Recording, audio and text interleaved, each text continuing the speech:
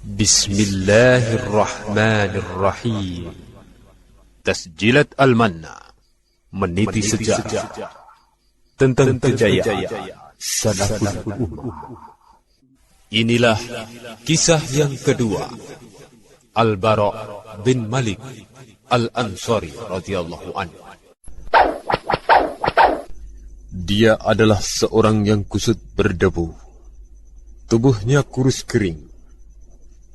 Hampir-hampir orang tidak akan tahan untuk berlama-lama menatapnya karena rasa iba. Akan tetapi, bersamaan dengan keadaannya yang demikian itu, dia telah berhasil membunuh 100 orang musyrikin seorang diri, di luar jumlah yang telah berhasil dibunuh bersama para pejuang yang lain ketika di medan tempur. Dialah Al-Bara' bin Malik Al-Ansari.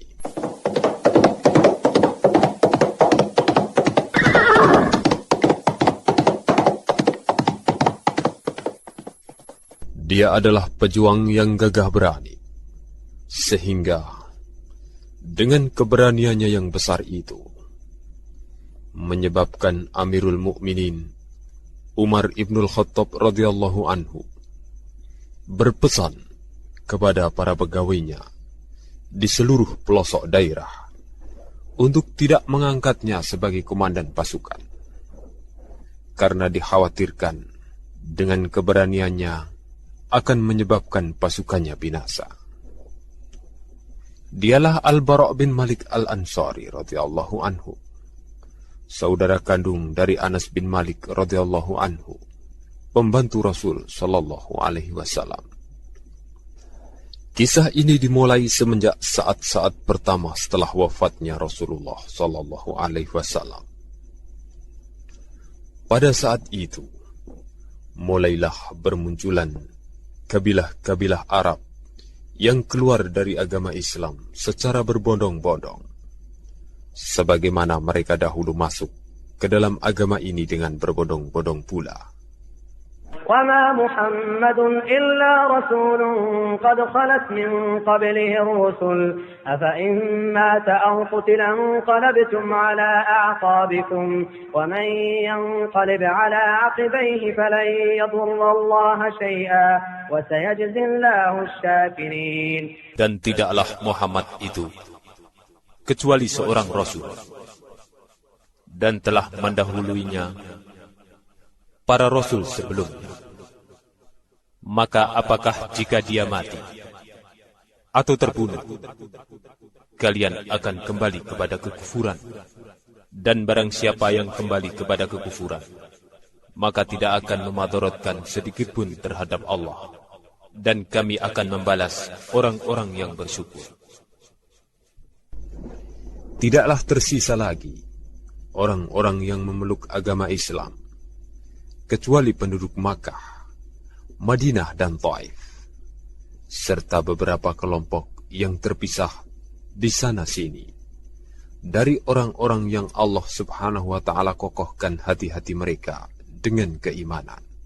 يثبت الله الذين آمنوا بالقول الثابت في الحياة الدنيا وفي الآخرة ويضل الله الظالمين ويفعل الله ما يشاء. Allah mengokohkan hati-hati orang yang beriman dengan perkataan yang kokoh dalam kehidupan dunia dan kehidupan akhirat. Dan Allah menyesatkan orang-orang yang zalim. Dan Allah melakukan apa saja yang Dia kehendaki. Khalifah Abu Bakar As-Siddiq radhiyallahu anhu berusaha untuk segera membendung fitnah yang sangat besar ini. Mulailah beliau mempersiapkan 11 pasukan yang terdiri dari orang-orang Muhajirin dan Ansar, serta menyerahkan sebuah bendera kepada masing-masing komandan pasukan dan mengirim mereka ke seluruh penjuru Jazirah Arab untuk mengembalikan orang-orang yang murtad. kepada agama petunjuk dan al-haq, serta memerangi orang-orang yang menyeleweng dari syariat, dan memerangi orang-orang yang tidak mau membayar zakat. Salah satu kelompok yang terbesar dan terkuat dan paling banyak pengikutnya yang keluar dari agama Islam adalah Bani Hanifah, yaitu para pengikut Musailamah Al-Kadzdzab. Sungguh, Musailamah dan para pendukungnya yang berjumlah 40.000 orang telah berkumpul di sekelilingnya, dan mereka adalah dari kalangan orang-orang yang paling keras permusuhannya terhadap Islam. Kebanyakan dari mereka menjadi pengikut Musailamah dikarenakan asabiyah atau fanatik kesukuan, dan bukan karena keimanan kepadanya. Bahkan sebagian dari mereka ada yang mengatakan, "Aku bersaksi bahwa Musailamah adalah pendusta dan Muhammad adalah orang yang jujur." Akan tetapi, kedustaan Rabi'ah lebih kami sukai daripada kejujuran Mudhar. Rabi'ah adalah salah satu kabilah besar dari kabilah-kabilah Arab, di mana Musailamah adalah termasuk dari kabilah tersebut. Adapun Mudhar adalah kabilah Rasulullah sallallahu alaihi wasallam. Musailamah berhasil mengalahkan pasukan kaum muslimin yang pertama kali dikirim untuk menghadang mereka. Akibatnya pasukan kaum muslimin yang dipimpin oleh Ikrimah bin Abi Jahal radhiyallahu anhu pulang dalam keadaan membawa kekalahan.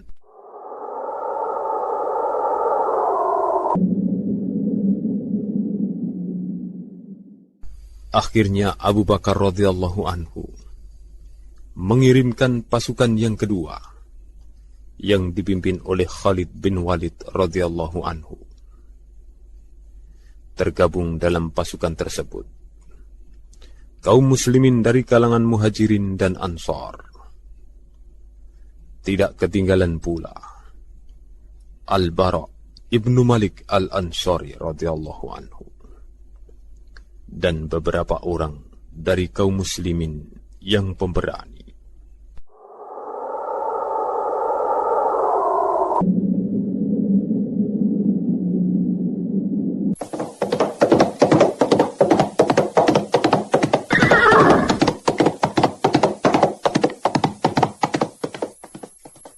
Bertemulah kedua pasukan di daerah Yamamah, yang tepatnya berada di wilayah Najd.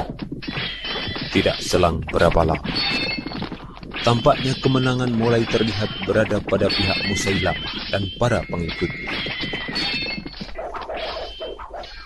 Bumi pun bergoncang di bawah telapak kaki kaum muslimin, dikarenakan mulai terlihat di antara mereka yang hendak surut mundur. Pasukan Musailamah berhasil menyerbu kemah Khalid bin Walid radhiyallahu anhu dan berhasil merusak serta mencabut kemah tersebut dari tanah. Dan hampir-hampir mereka membunuh istrinya. Dalam keadaan demikian, sadarlah kaum muslimin akan bahaya besar yang sedang mengancam mereka. Mulailah mereka berpikir, seandainya mereka terkalahkan dan terbantai habis di hadapan Musailamah, tentunya tidak akan ada lagi para pembela Islam setelah hari itu. Dan Allah subhanahu wa ta'ala tidak akan disembah lagi di Jazirah Arab.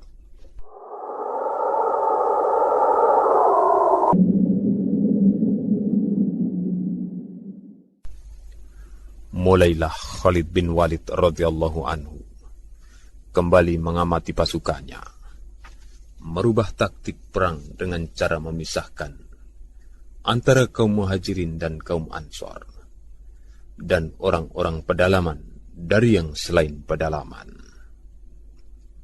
Setiap anak dikumpulkan bersama dengan ayah-ayah mereka, dan mereka berada di bawah satu bendera, agar dengan mudah bisa diketahui musibah yang menimpa mereka, dan dari arah mana datangnya musibah tersebut.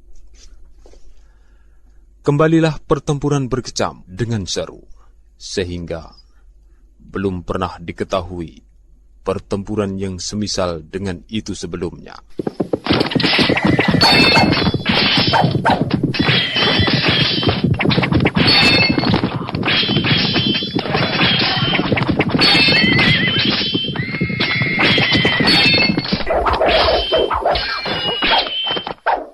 Kaum muslimin terlihat tetap kokoh di tengah-tengah hiruk-pikuknya pertempuran, sebagaimana kokohnya gunung yang tinggi dan kuat, sehingga mereka sudah tidak peduli lagi dengan luka-luka yang menimpa mereka, dan banyaknya saudara-saudara mereka yang gugur.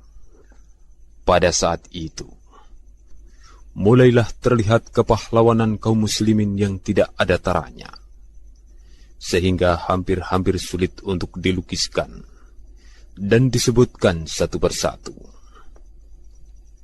Inilah Thabit bin Qais radhiyallahu anhu, pembawa bendera Ansor. Dia memakai wewangian dan kain kafan, serta menggali lubang di tanah untuk dirinya. Kemudian dia turun dan mengubur dirinya sampai setengah betis. Tinggallah dia berdiri kokoh di tempatnya, mempertahankan bendera kaumnya, sehingga akhirnya dia pun tersungkur jatuh sebagai syahid, insya Allah.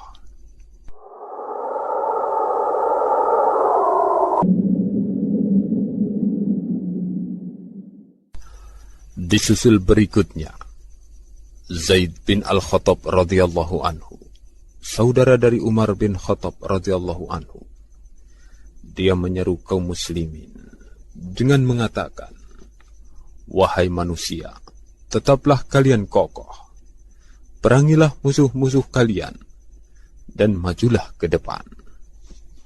Wahai manusia, demi Allah, aku tidak akan berbicara lagi setelah perkataanku ini selama-lamanya, sampai Musailamah terkalahkan atau aku yang akan mati bertemu Allah.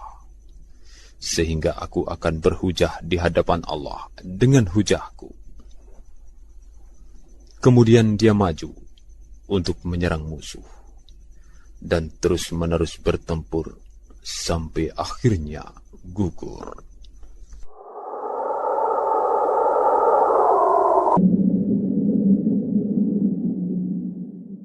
Berikutnya adalah Salim Maula Abi Khudaifah. Dia membawa bendera Muhajirin. Kaumnya mengkhawatirkannya. Jangan-jangan dia akan melemah dan tidak kokoh. Mereka mengatakan kepadanya, "Sesungguhnya kami khawatir engkau akan membuat kami binasa." Dia pun menjawab, "Jika aku menjadi sebab kebinasaan kalian, maka sungguh aku adalah sejelek-jelek pembawa Al-Quran." Akhirnya dia pun maju untuk menyerang musuh-musuh Allah subhanahu wa ta'ala dengan gagah berani, sehingga dia pun terbunuh. وَلَا تَحْسَبَنَّ الَّذِينَ قُتِلُوا فِي سَبِيلِ اللَّهِ أَمْوَاتًا بَلْ أَحْيَاءٌ عِندَ رَبِّهِمْ يُرْزَقُونَ.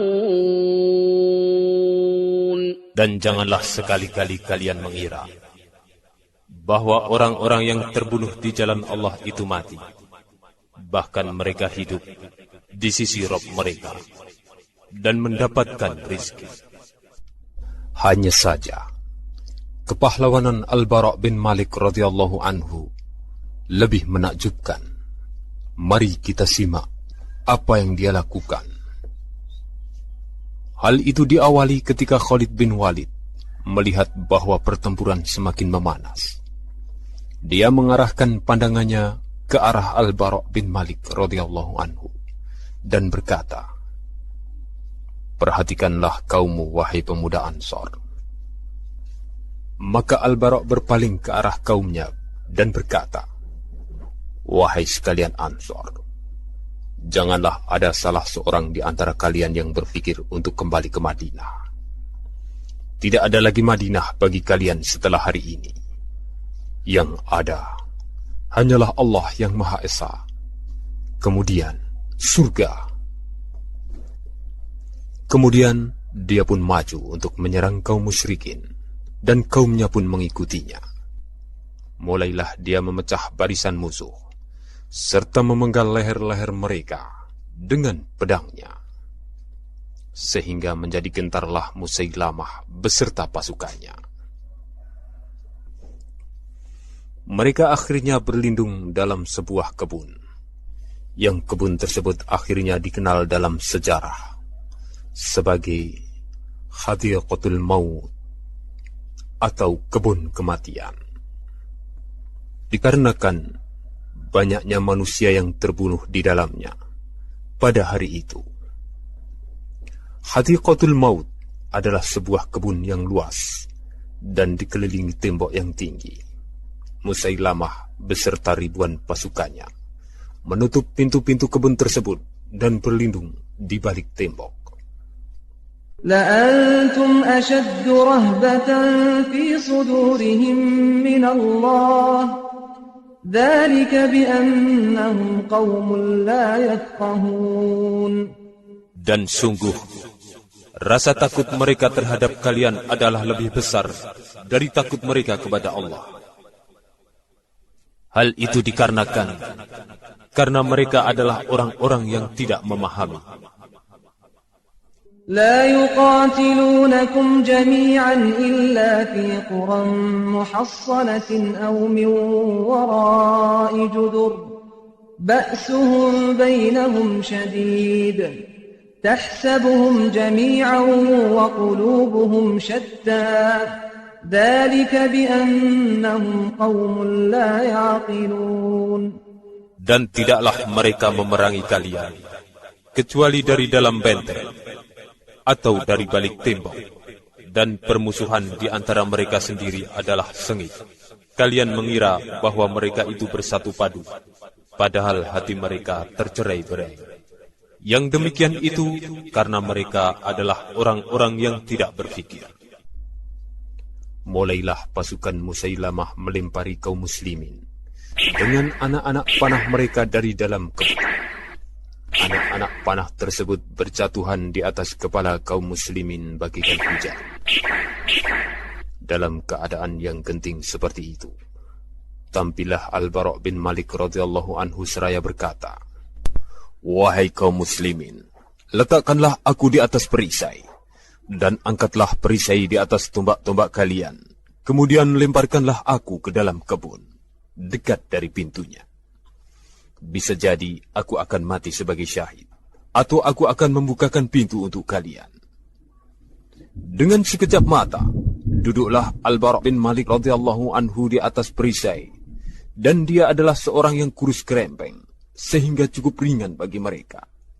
Diangkatlah dia dengan 10 bilah tombak, untuk kemudian dilemparkan ke dalam Hadiqatul Maut. Al-Bara' bin Malik radhiyallahu anhu turun di atas ribuan pasukan Musailamah, bagaikan petir. Terus-menerus dia berusaha melawan dan menghabisi siapa saja yang berusaha mendekatinya ke depan pintu.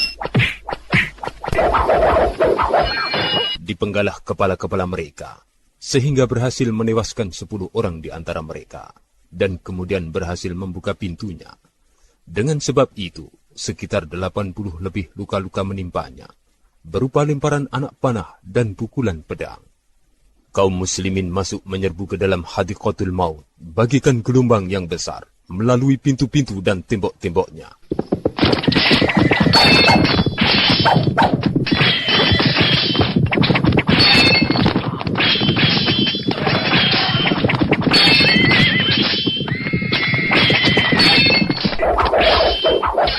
Mereka segera menebaskan pedang-pedang mereka ke leher orang-orang yang murtad yang sedang berlindung di tembok kebun tersebut, sehingga sekitar 20.000 orang tewas, Sampailah mereka di tempat Musailamah. Dan pada saat itu, bangkitlah Wahsy, bekas budak hitam yang telah membunuh paman Rasul SAW.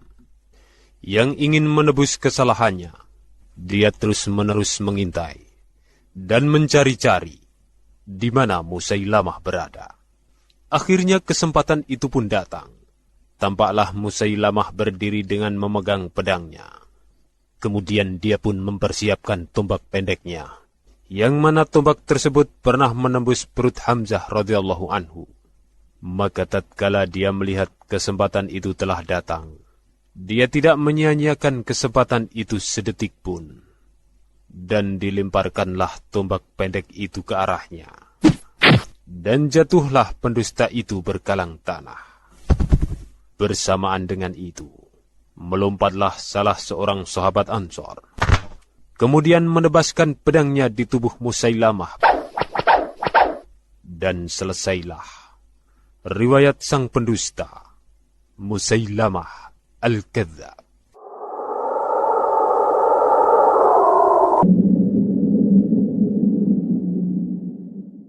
Al-Bara' bin Malik radhiyallahu anhu segera dibawa ke tempat istirahatnya untuk diobati. Khalid bin Walid radhiyallahu anhu menyertainya selama 1 bulan untuk merawatnya, sampai Allah subhanahu wa ta'ala memberikan kesembuhan baginya. Dia adalah termasuk orang-orang yang berjasa besar bagi pasukan kaum muslimin. Al-Bara' bin Malik radhiyallahu anhu senantiasa rindu untuk mendapatkan syahadah yang telah luput darinya pada waktu pertempuran di Hadiqatul Maut. Mulailah dia menerjuni medan-medan tempur, dari satu medan menuju medan yang lain, dikarenakan rindu untuk mewujudkan cita-citanya yang besar dan keinginannya untuk bertemu dengan nabinya yang mulia.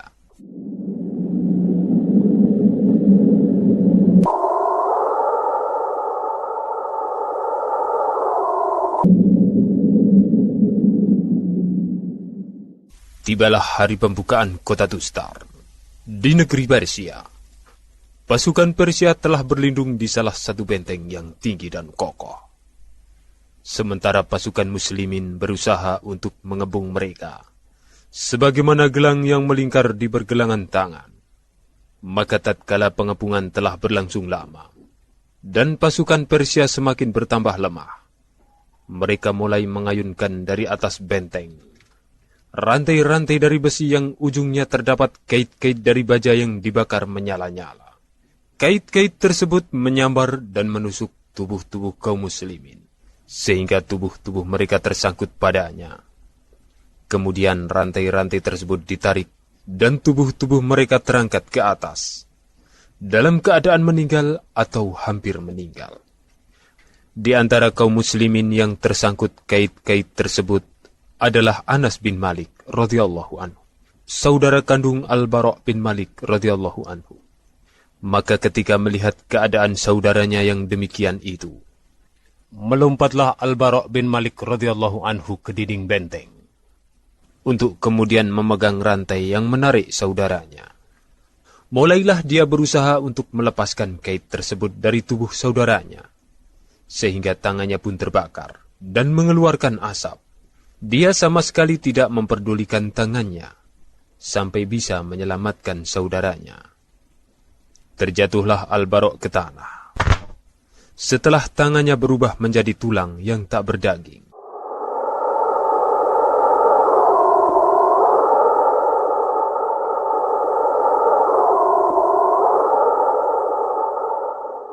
Di medan tempur ini, Al-Bara' bin Malik radhiyallahu anhu berdoa agar Allah subhanahu wa ta'ala memberikan kepadanya syahadah. Maka Allah pun mengabulkan doanya, di mana dia akhirnya meninggal dalam keadaan syahid, rindu akan pertemuan dengan Allah subhanahu wa ta'ala. Mudah-mudahan Allah memberikan cahaya pada wajah Al-Bara' bin Malik radhiyallahu anhu di dalam surga, dan menyejukkan matanya dengan pertemuan dengan nabinya Muhammad sallallahu alaihi wasallam. Mudah-mudahan Allah subhanahu wa ta'ala meridhoinya, dan dia pun ridho kepadanya. ولا تحسبن الذين قتلوا في سبيل الله أمواتا بل أحياء عند ربهم يرزقون فرحين بما آتاهم الله من فضله ويستبشرون